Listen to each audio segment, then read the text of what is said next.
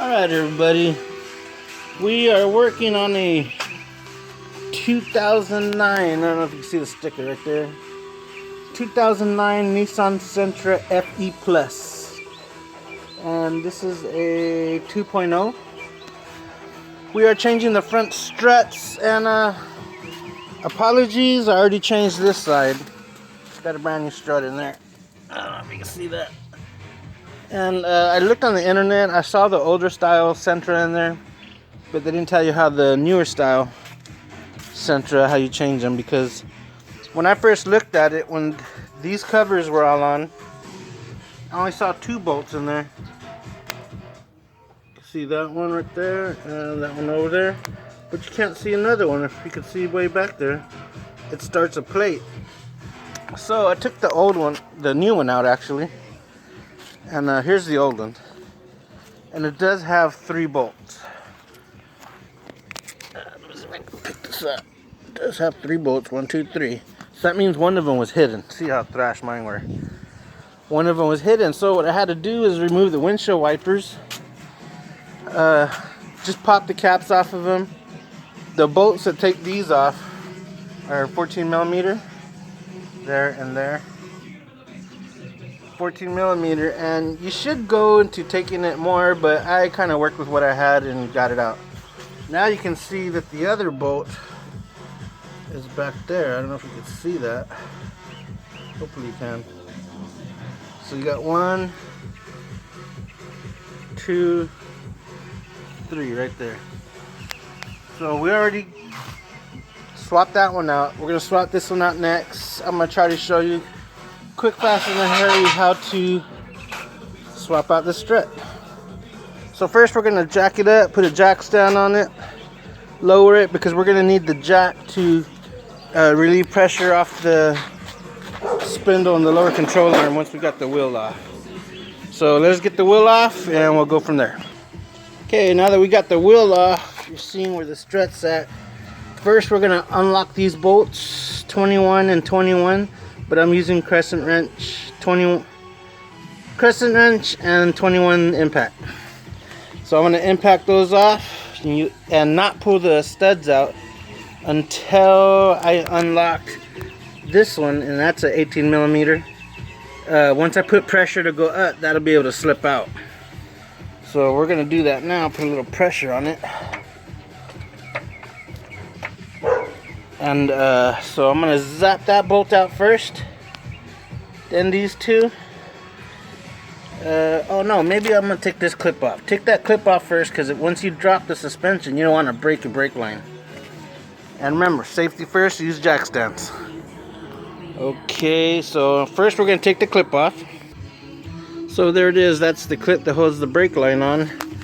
Now the brake line can be pushed and pulled to the side. Now it's loose from the strut.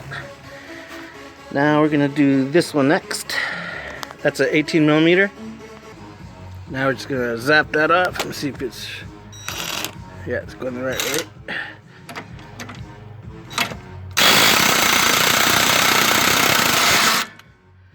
Okay, so now we got to put more pressure on it.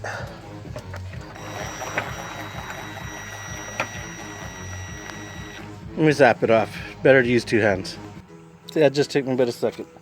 So I used 2 hands, held the bar in so that the bolt will spin out. That's the arm right there. And I did have to jack it up just a little bit higher so that, watch, you'll see, that the little shaft can go right in. If I let the jack down, it'll hang and it'll be too low, and that arm won't be able to fit in that hole. Next, we're taking off those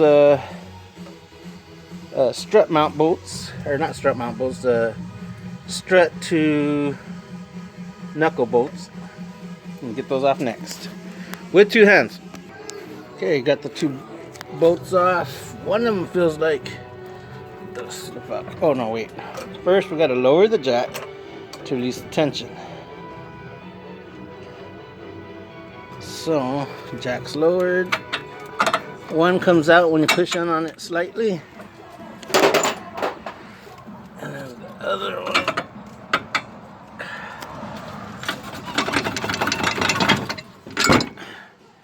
There's that one. Next we're gonna first just show you that now it's separated, everything's taken off from it. Now we're gonna get these 13s at the top right here. 1, 2, 3 back there. As you can see, this one's back here too. So I'm gonna get these off, pull out the old one, nothing flat.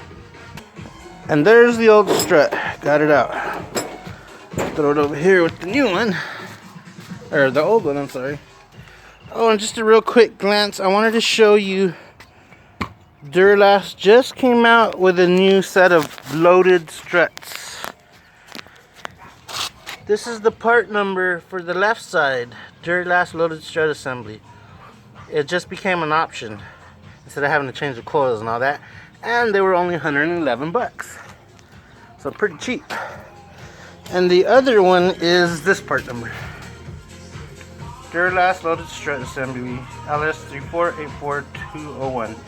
And keep in mind, the left strut is different from the right strut. I think it has to do with the bracket setup. So now the rest is reinstallation. So first we're gonna stick it in there and get these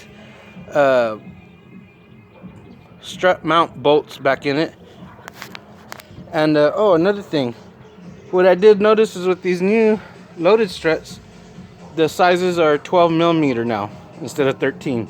So we're sticking brand new bolts in. It comes with brand new bolts on the strut, and so now we're just gonna pop it in, get the screws on, and show you from there. Here's a quick glance of what it looks like. Oops, out of the box. Ooh, almost dropped my phone. When it comes out of the box, there you see it's got new 12 millimeter bolts. They're also Phillips, but I don't think a Phillips will be able to crack that loose. Maybe just to start it real fast, but anyways, this is what it looks like. It looks pretty nice. Way better than the original one. So I'm gonna get this up in there and get the bolt started, tighten it down, torque it, and then move on to my next step. Okay, now we got the new 12s on. Everything's tightened down pretty tight. What I did was I snugged it down, and then I turned it an additional 90, and then I did additional half of a 90 would be 45, I think. So, but I was measuring in degrees, not torque sequence. So that's that. Now we got to put the bottom back together.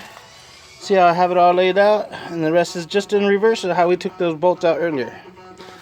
So I'm gonna go ahead and put it all back together and show you the finished result. Or no, I'll keep going in steps, that way you guys see how I'm doing it. Okay, I torqued those two bolts to 100 foot-pounds. Check the torque pretty good.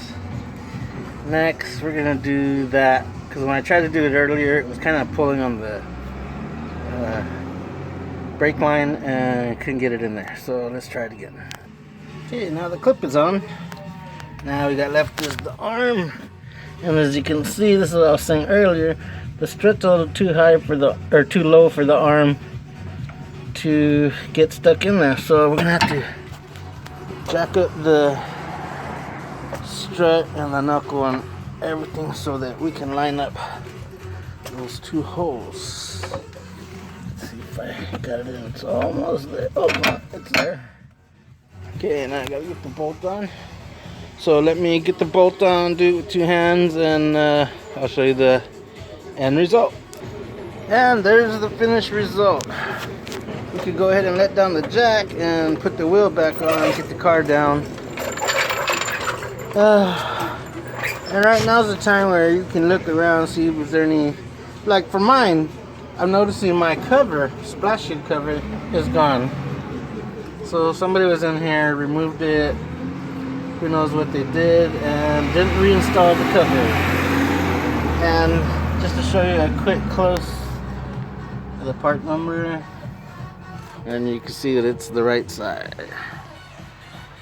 Okay, everybody, that's the end of my video. I'm not going to show you how to put on a tire, because if you're looking at my video, obviously you know how to take a tire off. Just make sure you use jack stands, a good jack, and a nice set of new struts. We can take a look at brakes while we're in here. Oh my, the brakes are really The pad's really low, as you can see in there. So I'm gonna take a measurement of it, put it on my invoice, and make a recommendation to the customer to turn rotors and change pads. Alright everybody, I hope this video is informative. I'll keep putting out more videos when I can. And good luck.